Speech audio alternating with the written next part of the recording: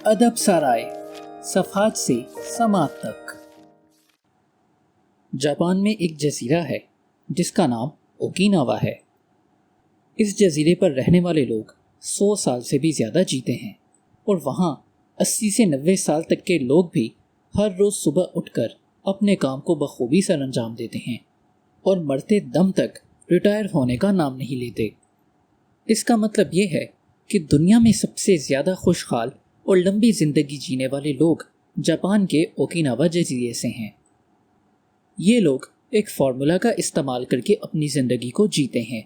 ये formula Ikigai कहलाता है, जिसका लफ्ज़ी मतलब जीने की वजह है। जापानियों का मानना है कि हम किसी ख़ास मकसद के लिए ही इस दुनिया में आए हैं और वो मकसद ही हमारा इकिगाई होता है। अगर आप अपने इकिगाई यानी अपने मकसद के अलावा कोई और काम करते हो तो आपको अच्छा नहीं लगेगा। आप हमेशा स्ट्रेस में रहेंगे और आपका दिमाग हर वक्त आपके असली इकिगाई यानी असली मकसद की तलाश में ही भटकता रहेगा। आपका ताल्लुक दुनिया में कहीं से भी हो, आप इस जापानी इकिगाई के फार्मूला को इस्तेमाल करके अपनी ज़िंदगी के मकसद को तलाश कर सकते हैं। अपने कॉलेज की पढ़ाई को ख़त्म करने के बाद जब हमारा सामना असली दुनिया से होता है तो हमें कई किस्म के अहम फैसले लेने होते हैं, जिसमें सबसे कॉमन और सबसे बड़ा फैसला यही है कि आप अपनी आने वाली ज़िंदगी में क्या बनना चाहेंगे। चूँकि हम सब अपनी ज़िंदगी का बेशतर वक्त काम करके ही गुजारते हैं, इसलिए हमारे लिए ये फ़ैसला बहुत अहम है और इस मामले में आपको मुख्तलिफ़ लोगों से मुख्तलिफ़ आरा भी मिलेगी। किसी का कहना होगा कि आपको वो काम करना चाहिए जिससे आपका दिल खुश है। कोई कहेगा कि वो काम करें जिसमें आपकी तरक्की के मौके ज़्यादा हैं। कोई कहेगा वो काम करना चाहिए कि जिससे कि आप ज़्यादा से ज़्यादा पैसा कमा सकें।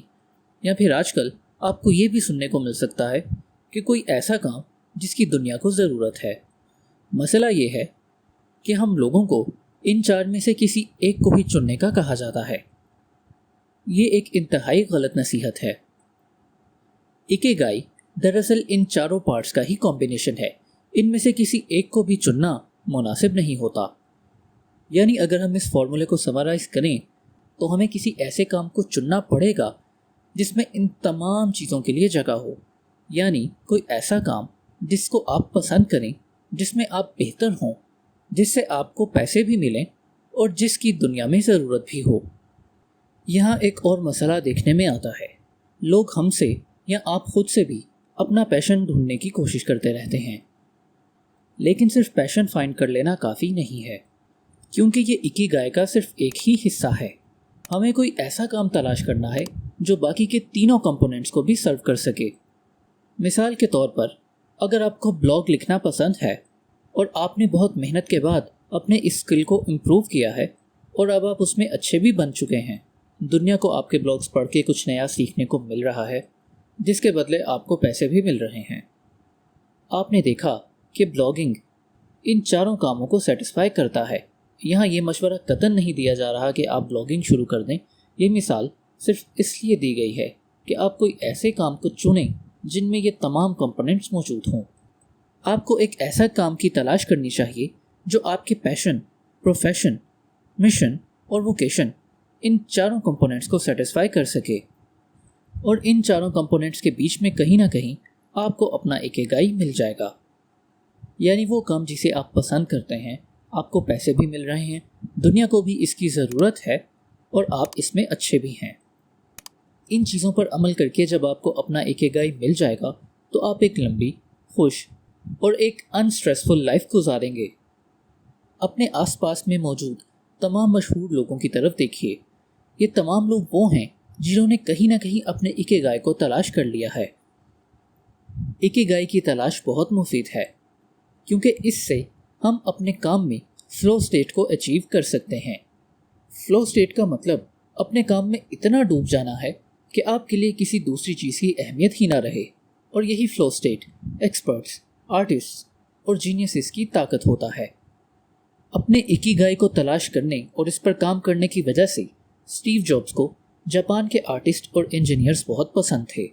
जब स्टीव जॉब्स ने 1980 में जापान में सोनी की फैक्ट्री को विज़िट किया तो उन्होंने उनसे कई सारी नई चीज़ें सीखीं और उन्हें अपनी कंपनी यानी कि एप्पल में इम्प्लीमेंट करवाया। यहाँ तक कि स्टीव जॉब्स को मुसलसल एक तरह के कपड़े पहनने का आइडिया भी वहीं से मिला। दुनिया के मशहूर तरीन एनिमेशन स्टूडियोज़ में से एक जापान के मशहूर तरीन स्टूडियो गिबली के फाउंडर हायाओ मियाज़ाकी अपने काम में इतने इन्वॉल्व रहते हैं कि वो छुट्टी वाले दिन भी अपने ऑफिस में काम करते पाए जाते हैं। यही वजह है कि 80 साल की उम्र में भी वो कभी अपने काम से नहीं थकते, क्योंकि उन्होंने अपने इकिगाई को तलाश कर लिया है और वो इस पर काम करते रहते हैं। इसी तरह से जापान के एक बहुत मशहूर शेफ़ जिनकी उम्र 90 साल से भी ज़्यादा है, आज भी सुशी बना रहे हैं, क्योंकि सुशी बनाना उनका इकिगाई है। अपने इकिगाई को तलाश करने और उस पर काम करने से एक इररिप्लेसेबल लेवल को अचीव कर सकते हैं। यहाँ तक कि टेक्नोलॉजी भी आपका कुछ नहीं बिगाड़ सकेगी, जिसकी बेहतरीन मिसाल है मार्क कोट, जो रोल्स रॉयस के कोच लाइन पेंटर हैं। रोल्स रॉयस दुनिया की एक्सपेंसिव तरीन गाड़ियों में से एक है। वो आज भी रोल्स रॉयस पर अपने हाथों से एक लाइन ड्रॉ करते हैं। ये स्किल सिर्फ उन्हीं के पास है और आज तक इस टेक्निक को कोई भी रिप्लेस नहीं कर पाया। यहाँ एक बात काबिले ज़िक्र है, हो सकता है कि आपको अचानक अपना इकिगाई ना मिल पाए। आप अपने इंट्यूशन का सहारा ले सकते हैं। इंट्यूशन यानी आपके अंदर की आवाज़। इसके अलावा आपको खुद में तजस्सुस यानी क्यूरियोसिटी पैदा करने की ज़रूरत है। इसके लिए आपको अलग अलग तरह के प्रोफेशंस और अलग अलग तरह के कामों में किस्मत आजमाई करना पड़ेगी, तभी आप उनके दरमियान मवाजना कर सकेंगे। ऐसा आप उम्र की जिस हद में जितनी जल्दी कर सकें शुरू कर दें। जैसे ही आपको कोई ऐसा प्रोफेशन मिले जो आपको लगता है कि आपका इकिगाई हो सकता है, तो आपकी तलाश मुकम्मल हो जाएगी। ये सब बातें हेक्टर गार्शिया की एक मशहूर किताब इकिगाई से ली गई हैं। इस किताब में ओकिनावा और जापानी लोगों से मुतल्लिक कई और दिलचस्प बातें भी मौजूद हैं। और अगर आप चाहते हैं कि हम इस किताब पर मुकम्मल ऑडियो बुक बनाएं, तो हमें कमेंट्स में बताइए, हम ज़रूर इस पर काम करेंगे और इस किताब का उर्दू तर्जुमा आप तक पहुंचाने की भरपूर कोशिश करेंगे। उम्मीद है कि आप अपने इकिगाई को तलाश करने पर काम आज से ही शुरू कर देंगे।